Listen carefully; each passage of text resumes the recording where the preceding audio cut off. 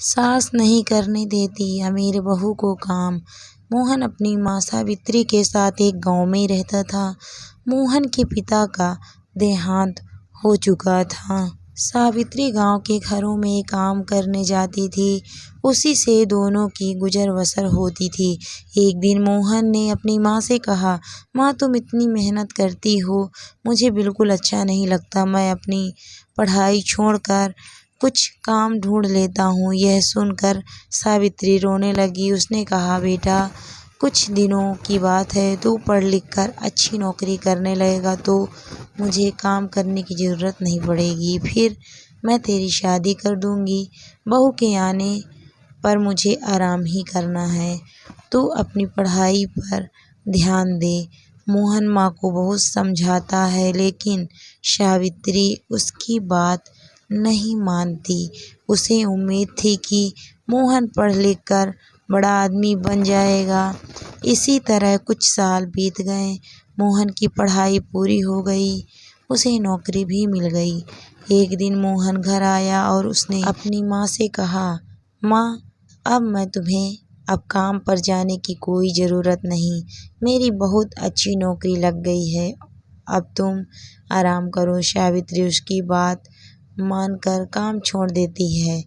कुछ दिन बाद मोहन के लिए एक बड़े घर से रिश्ता आया। सावित्री बहुत खुश हुई। उसने खुशी खुशी मोहन का विवाह कर दिया। अपनी नई बहू रेखा को पाकर सावित्री बहुत खुश हुई। वह बहू को कोई काम नहीं करने देती, सारा काम स्वयं करती। रेखा सारा दिन बैठी रहती। एक दिन मोहन ने अपनी माँ से कहा, माँ तुम रेखा से भी कुछ काम करवाया करो। इस उम्र में तुम काम करती हो और रेखा बैठी रहती है। यह सुनकर रेखा ने कहा, मैंने तो माँ जी से कई बार कहा है काम करने के लिए, लेकिन ये सब अपने आप करना चाहती हैं। मोहन के कहने पर रेखा अगले दिन से सावित्री के साथ घर के काम करने लगी। कुछ दिन बाद सावित्री की तबीयत खराब रहने लगी। अब सारा काम रेखा को करना पड़ता था। कुछ दिन बाद रेखा का स्वभाव बदलने लगा। वह अब सावित्री से बात नहीं करती थी। एक दिन सावित्री ने पूछा, बहू क्या बात है, तू मेरे से बात नहीं करती?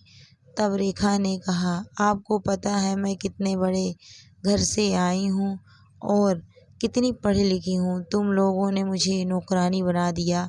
यह सुनकर सावित्री ने कहा, बहू कुछ दिन की बात है, मैं ठीक हो जाऊंगी, उसके बाद मैं सारा काम कर लूँगी, लेकिन अभी तो मैं बिस्तर से उठ भी नहीं पा रही हूँ। तब रेखा बोली, हाँ हाँ यह सब बहाने हैं, मैं खूब समझती हूँ। मैंने काम करना शुरू किया तो आपने सारा काम मेरे ऊपर डाल दिया। यह कहकर रेखा अपने कमरे में चली गई। उस दिन उसने खाना भी नहीं बनाया।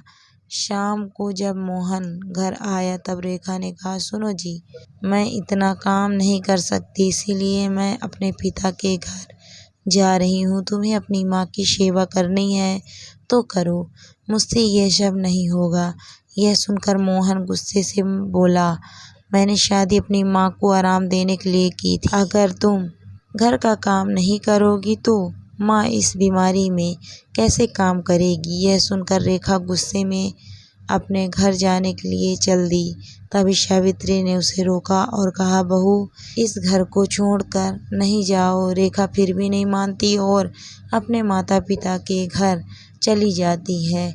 उसने जाने के बाद सावित्री रोती रहती है। मोहन कहता है, माँ तुम क्यों रो रही हो? उसका गुस्सा कम होगा तो वह आ जाएगी। यह सुनकर सावित्री कहती है, बेटा तू अभी उसे लेकर आ और जब तक वह नहीं आए तो भी उसके साथ रहना। मोहन कहता है, माँ मैं तुम्हें इस हाल में छोड़कर कैसे जा सकता हूँ? लेकिन सावित्री कहती है, तुझे मेरी कसम, नहीं तो मैं अन्न जल त्याग दूंगी और मर जाऊंगी। सावित्री की जिद के आगे मोहन हार जाता है और रेखा को लेने उसके घर पहुंच जाता है। वह रेखा को बहुत मनाता है लेकिन वह नहीं मानती।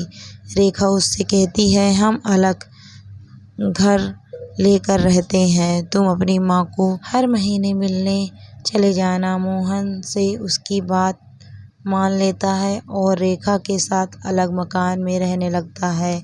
उधर सावित्री अकेले रह जाती है। वह अकेले में बैठी बैठी अपने मोहन को याद करके रोती रहती थी। एक दिन सावित्री के घर पर कोई दरवाज़ा खटखटाता है।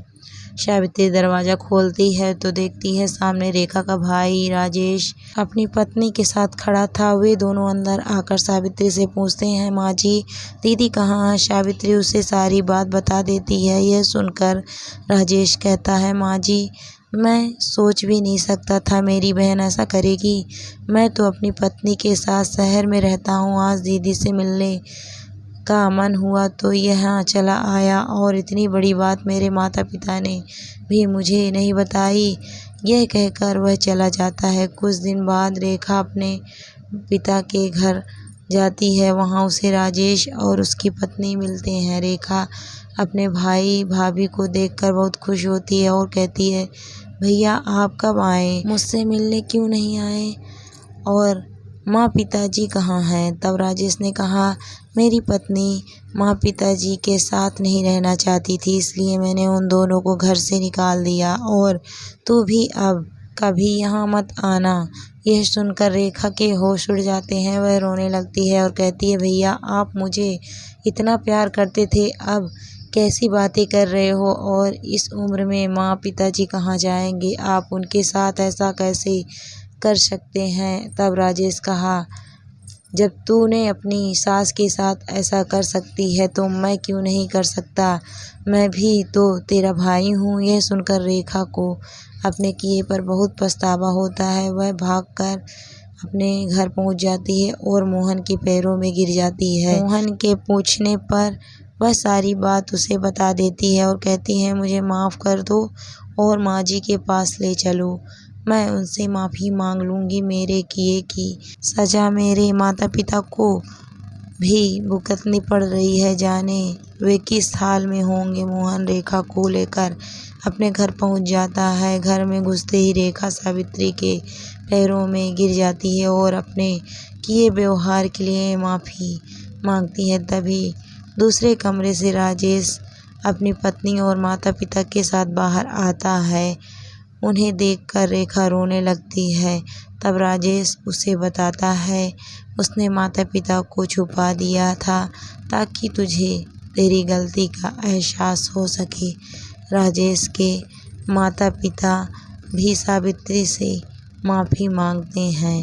दोस्तों, कहानी आपको कैसी लगी कमेंट करके ज़रूर बताइए। कहानी अच्छी लगी हो तो वीडियो को लाइक शेयर भी करें।